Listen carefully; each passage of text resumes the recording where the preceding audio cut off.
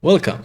Now we have a running cluster. We need to talk about one of the most important aspects of managing it, security. Especially how do we want to control, how we can do that inside of our cluster. Easiest way to operate a cluster would be to give everyone administrator access. But as you can imagine, admin access for everyone is terrible idea. In any real-world environment, a single accidental command like deleting a crucial secret could bring down your entire application. This is where rule-based access control or RBAC come in. RBAC is a standard Kubernetes mechanism for enforcing the principal least privilege. It ensures that the users and application only have exact permission they need to do their job and nothing more. For any production cluster and for the CKA exam, understanding RBAC is absolutely mandatory. At its core, RBAC is about answering one simple question. Who can do what to which thing? This breaks down into three key building blocks. The subject, this is the who, it's the user group process making the request. The verb, this is what, this is action being performed, like get, list, create, delete, watch. The resources, this is which thing. It's Kubernetes API objects you are trying to act upon, like a pod, deployment, service, node, and the rest. Together, these three pieces form a single role, like user, Jandu, can get pods. Our job as administrator is to define these roles. Let's start by looking at who, the subjects in Kubernetes. There are two primary type of subjects. First, we have users.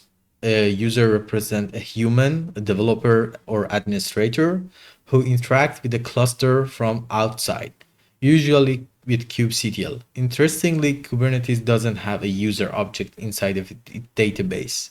Users are managed externally, often through client certificate or integrate with identity provider. For this lesson, we assume users have already been created. Second, we have service account.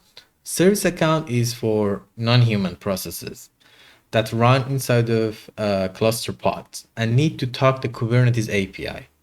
Think of a CI/CD pipeline tool like a Jenkins or monitoring agents that needs to discover other services. Unlike users, service accounts are real Kubernetes objects that we create and manage inside of Kubernetes. Any pod that you create will automatically use the default service account in its namespace, unless you specify a different one. Let's see how create our own. To demonstrate, I'm going to generate an Ubuntu pod without specifying any service account. Okay, let's run this. So the pod is already exists. I'll remove the pod, Ubuntu. So let's wait to pod to be terminated.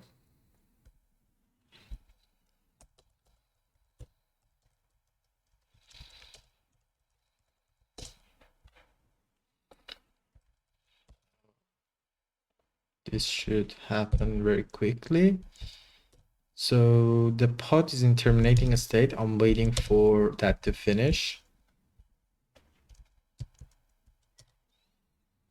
Okay, some error happened. Let's describe the pod again.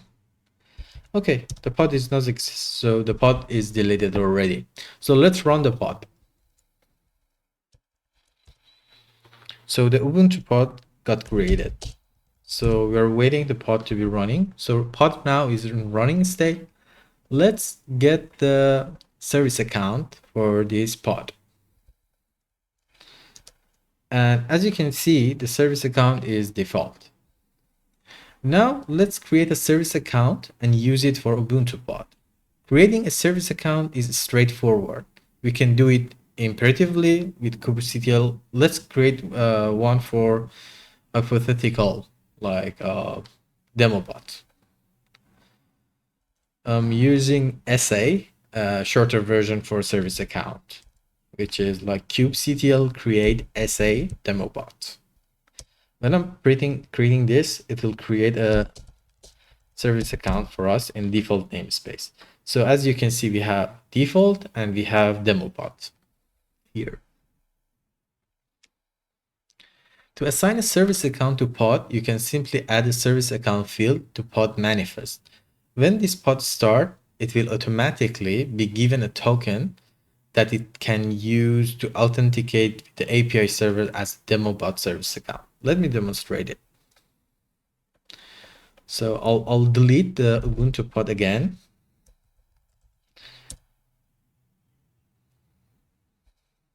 And this time I'll create this Ubuntu pod with specifying the service account demo bot.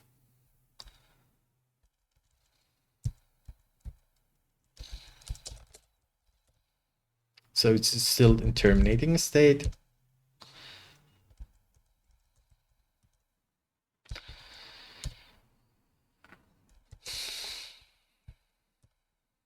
Let's wait for the pod to terminate. Okay, now the pod is got deleted. Let's create another pod. This time I'm overriding spec with demo bot. Of course, you can use the YAML definition to specify the service account in your pod. So now the pod with the service account created and it's running. So let's get again the service account. This time, as you can see, the service account is demo bot in our pod. You might ask, if I'm running the pod with the demo bot service account, how it's even possible for the pod to run without assigning any specific role to that service account? That's a great question. The reason that your current user has cluster admin. So let me show you. So if I'm running like the kout who am I, you can see that my username is cluster admin. So I have broader access to all cluster. So that's allow you to create a pod in any namespace, regardless of which service account you're attaching that. However, the service account itself, demo bot, doesn't inherit your permission. For example, it cannot list or create any pod in any namespace on its own. You can verify that by running this command. kubectl auth can I get pod -n default and as a service account default demo. And as you can see, this service account doesn't have permission to get pods in a namespace default. This shows you that DemoBot service account has not such permission unless explicitly granted through RBAC. So we established that users are humans and are managed externally, while service accounts are Kubernetes object for pod. This begs for a question: how do we actually create a user like John Doe? Unlike service account, there are no kubectl create user command. This process is more involved because this is rooted in cryptography, identity, and security. While many modern setups automate this or integrate with external identity providers, understanding the manual certificate-based method is fundamental skills for any Kubernetes administrator. Let's walk through the process of creating our user John Doe from scratch.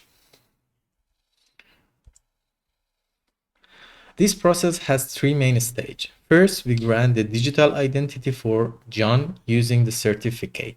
Second, we get that identity approved by cluster. And third, we create a kubeconfig file so John Doe can use his new identity. Let's first create a certificate. John Doe needs a private key. This is unique, secret identity that must never be shared. We will use this standard OpenSSL tool to generate one. So I'm using algorithm ED25519, which is the most secure algorithm at the moment. So this will create a key for us. As you can see, the John Doe key is here. Next, using a private key, we created a certificate signing request or CSR. Think of it as an official application form. We are embedding his username John Doe directly into the common name field. We can also optionally assign him to group using the organization unit or O field. Let's create a CSR request. Open SSL requirement new key using the exact existing key John Doe out and John Doe CSR, and subjects CN is John Doe and O is dev team. Okay. So we now have two files, John Doe key, the secret, and the John Doe CSR, the public application. Now we need to submit this application to the Kubernetes API. To do that, we have a wrap our CSR file in a Kubernetes object manifest. I'll create a file name, John Doe CSR.yaml, and then I will add this information to the CSR request. Like the API version is certificate and the kind is certificate signing request.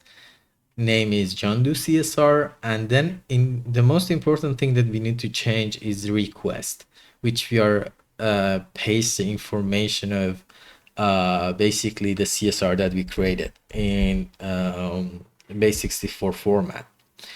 To do that, we can print John Doe CSR and then base64 this and W0, which means that it's only single line and doesn't have any new line basically. So now I'm editing again the request and then replacing this field with the base64. Now it's time to applying the changes. So I'm gonna apply -f John Doe CSR YAML. Let's get the CSR from the cluster. If you check the status of our request, you'll see that it's pending. Kubernetes see the request, but it's waiting for administrator to approve it. This is crucial security step. As the cluster admin, I will now explicitly approve this request. Okay, it got approved. Now it's approved, the cluster certificate authority has signed it, and we can retrieve the official signed certificate. Let's get the certificate from the kubectl. I'm using this command. So I'm getting this exactly the JSON path, status certificate, and then decoding the base64 into the certificate here. Now we have John Doe CRT, John Doe official public certificate, vouched for the cluster. Stage 3, configure the user kubeconfig. So we have two ways, either to creating a kubeconfig for the user or using it in a command line. For this demonstration, I'm using the command line. So let's get the certificate of cluster. Let's name it KS-CA.CRT. This is the Kubernetes public key, and we are going to use it in a kubectl command. So here I have the command. I'm using the server address. The certificate is John Doe, and I'm using the client key, John Doe key, which we created in a first step. And I'm doing the who I am. And as you can see, the username is John Doe and the group is dev team. So That's the process. Now we have a new user, Jandu. He can now securely authenticate with our cluster. Right now, he has zero permission to do anything, but the cluster at least knows who he is.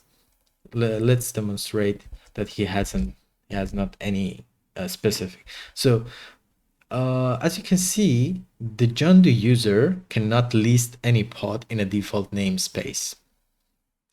Now that we have a user, let's look at how we actually grant him a permission using role and role binding in new next topic. Thank you for listening.